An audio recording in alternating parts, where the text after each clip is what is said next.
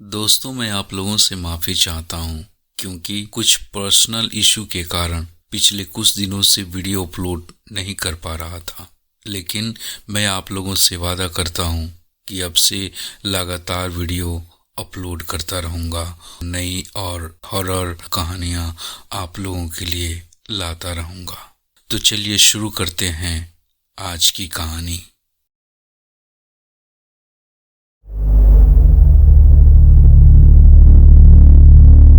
स्वागत है आपका हॉरर एक्सप्लेनर में, जहां पे भूत प्रेत और आत्माओं से भरी डरावनी कहानियां आपको रोमांचित कर देंगी। तो हो जाइए तैयार सफर के लिए।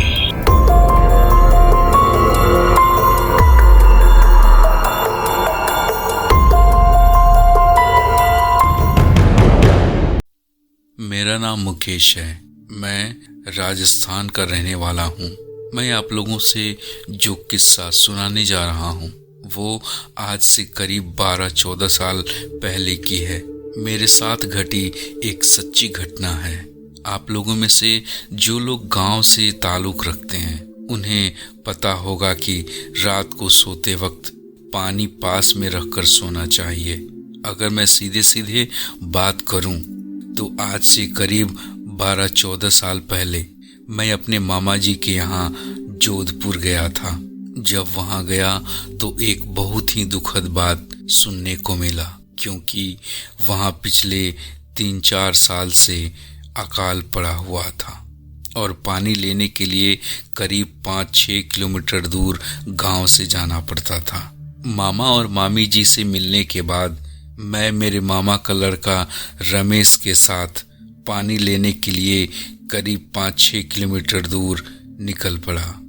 रास्ते में चलते चलते जब हम थक गए तो एक जगह बैठकर आराम करने लगे। तब वहाँ पर रमेश ने एक किस्सा सुनाया, पिछले साल पानी की वजह से जो हुआ था। एक औरत का बच्चा रो रहा था जो काफ़ी बीमार भी था, इसलिए वो पानी मांगने हमारे गांव आई थी, लेकिन उसको किसी ने पानी नहीं दिया। जब वो वापस लौट रही थी तो रास्ते में उसे ठाकुर के घर के पास एक कुआं दिखाई दिया, तो उसने बिना पूछे पानी पीने की कोशिश करने लगी। जब ठाकुर ने उसे पानी पीते हुए देखा तो वो आग बबूला हो गया और कुल्हाड़ी लेकर उस औरत की तरफ दौड़ पड़ा। ठाकुर को अपनी तरफ आते हुए देख वो औरत अपनी जान बचाकर भागने की कोशिश करने लगी, लेकिन भागते हुए वो जमीन पर जा गिर पड़ी। ठाकुर ने भी ना आव देखा ना ताव। ठाकुर ने उस औरत को कुल्हाड़ी से काट दिया। उसके एक दिन बाद उसके बच्चे की भी भूख से तड़प तड़प कर मौत हो गई। कुछ दिन तो उन दोनों की मौत का मातम उनके घर वाले मनाते रहे। इन दोनों के मौत के कुछ दिन बाद एक ऐसी खबर आई कि पूरा गांव एरिया में भूचाल आ गया, क्योंकि जिस कुल्हाड़ी से ठाकुर ने उस औरत को काटा था, उसकी हत्या की थी, उसी कुल्हाड़ी से किसी ने ठाकुर के 50 टुकड़े कर दिए थे।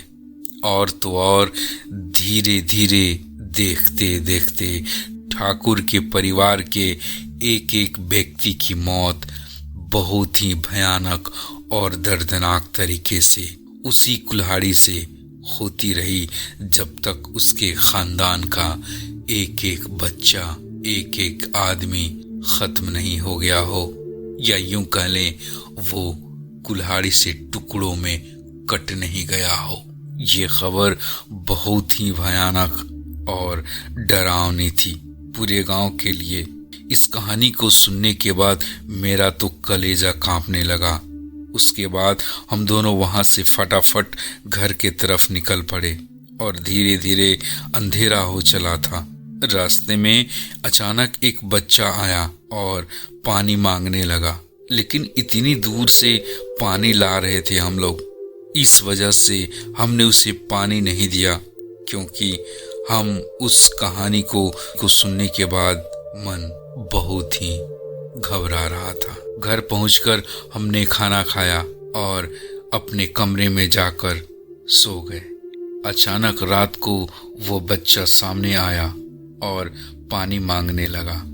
मैं काफी थक गया था और गुस्से में आकर उस लड़के को डांटते हुए बोला, चले जा यहाँ से। तभी मुझे वहां पे वो औरत दिखाई दी जिसका सर धड़ से अलग हो गया था और उसके शरीर से खून के फुव्वारे निकल रहे थे। अचानक मेरी नींद खुल गई और मैं झट से उठ बैठा और देखा तो वहां कोई नहीं था। तब लगा शायद मैं सपना देख रहा था। थोड़ी देर तक सोने की कोशिश करने लगा, उसके बाद नींद आ गई। थकान जो इतनी हुई थी पानी लाने में। रात के करीब 2-2:30 बज रहे होंगे। घनघोर काली अंधेरी रात थी उस दिन। मुझे पेशाब लगा। मैं उठा और घर का मेन दरवाजा खोलकर खुले में जाकर शौच करना भी शुरू ही किया था कि लगा कि किसी ने पीछे से पानी शब्द एक बार फिर से बोला है। मुझे लगा मामी होंगी शायद। किसी तरह मैंने शौच किया और मैं जब दरवाजे से घर के अंदर आ रहा था फिर मुझे पानी शब्द सुनाई दिया। इस बार मैं हिम्मत करके दबी और डरी आवाज में चिल्लाकर पूछने की कोशिश किया, कौन है? सामने आओ, अभी पानी देता हूँ तुम्हें। इतना कहते ही मेरे पीछे किसी के होने की एहसास हुआ। मैं और डर सहम गया। जब पीछे मुड़कर देखा तो मेरे पैरों तले जमीन खिसक गई। मेरी सांसें हल्फ में अटक गईं क्योंकि वो औरत कुल्हाड़ी लेकर खड़ी थी जिसका शरीर कुल्हाड़ी से कितना बार कटा हुआ था। जख्म इतने ताजे थे, खून के फव्वारे निकल रहे थे। इतना भयानक शरीर देखकर मैं फ्रीज हो गया था। लेकिन ये देखकर मैं बहुत जोर से चिल्लाया और कमरे से बाहर की तरफ भागने लगा। लेकिन अचानक ठोकर लगने के कारण मैं जमीन पर जा गिरा। उसके बाद जो हुआ वो किसी चमत्कार से कम नहीं था क्योंकि अचानक बारिश शुरू हो गई और जब बारिश की कुछ बूंदें उस औरत के शरीर पर पड़ी वो अचानक वहां से गायब हो गई। मैं अपनी जान बचाने के लिए भगवान का बहुत बहुत धन्यवाद दिया, शुक्रिया किया। अगले दिन सुबह होते ही मैं अपने गांव मकराना के लिए निकल पड़ा। सच कहूं तो वो मंजर आज भी मैं भूल नहीं पाता, इतने वर्षों के बाद भी। दोस्तों, आपको ये कहानी कैसी लगी कमेंट में ज़रूर बताएं। अगर अच्छी लगी हो तो लाइक, शेयर और हमारे चैनल को सब्सक्राइब करना बिल्कुल ना भूलें। तो मिलते हैं आपसे एक और नई कहानी के साथ। तब तक के लिए जय हिंद, वंदे मातरम।